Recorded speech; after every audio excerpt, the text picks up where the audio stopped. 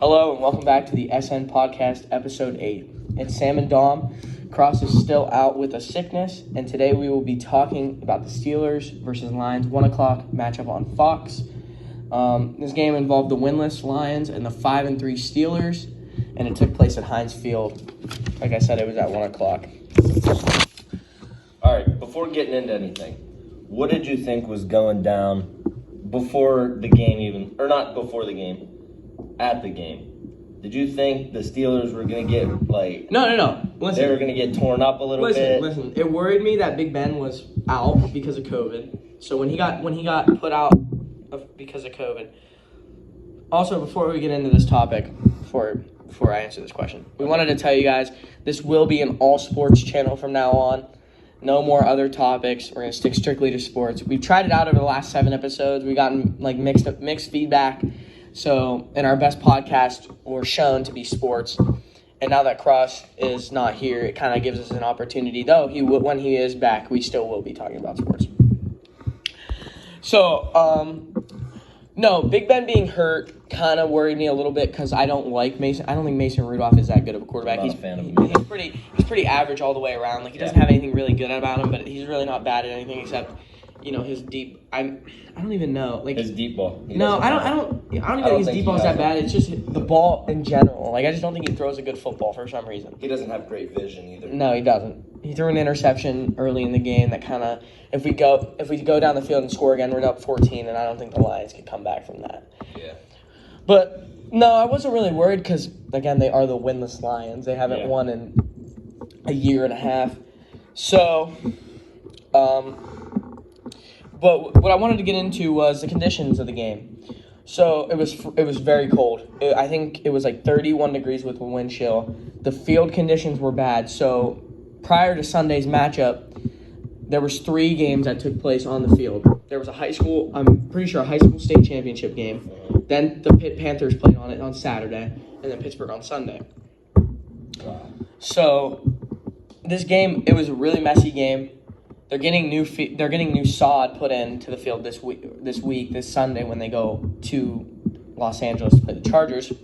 So they're getting new grass, so that won't be an issue going forward the rest of the season. But like I said, it was a very wet, sloppy game. I want to talk about the injury report.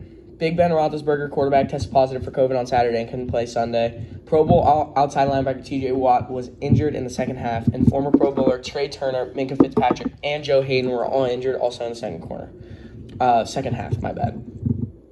All of these players are starters, and all of them are two, maybe 3 of them were going to be Pro Bowlers this year. But what I wanted to get to is, as a Steelers fan, after I tell you guys this, I'm going to let Sam join in. As a Steelers fan, it worries me that we had no rush defense. I mean, like Sam will tell you the stats, the Lions ran all over the Steelers for the majority of the game until the fourth quarter and overtime when we finally, made an adjustment that we should have done at halftime. We make that adjustment at half, we probably win the game. But we made this adjustment in the fourth quarter and overtime where they didn't rush and they couldn't throw anything. They virtually did nothing in that game. Jared Goff had an injury. Their second running back for the Lions, I can't remember his name right now, also had an injury, also in the second half. He was out for the game. Actually, he was gurneyed off, so prayers up to him. Hopefully he gets better. But Sam wanted to give you his insight on the game. So go ahead, Sam. Coming into this game, it was just, I don't know. I didn't want the Steelers to win. I'm not a Steelers fan. I'm really against the Steelers, whatever team they play. But the Lions, I really didn't have any hopes for them because obviously they're the Lions. Over. And their running back really tore it up that game. DeAndre Swift rushed for 130 yards on 33 attempts. That's almost 11 yards per carry. He ate us up. That's a first down every play. Literally, play he ran. Every time he ran the ball, he was getting 10 yards. Yeah, but the help from the Lions defense. Lions defense was really extremely well. Yeah, extremely well. Probably the best they've played. That's a great point you bring up. They forced. Sorry to interrupt, but I didn't know if you knew this. They forced 2 turnovers in the overtime. They forced a pick early in the game that saved a touchdown because I feel like if we go down and score, the game's over.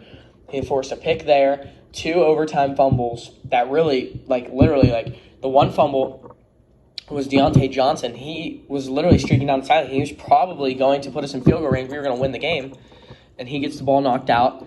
Then it's 8 seconds left in the game. We throw it to Pat Fryermuth to try to get 2 or 3 more yards for Boswell to come out and kick, and he fumbles the ball, and they recover it, and the game ends in a tie. But go ahead, keep going. But yeah, the defense really stopped the run game a lot.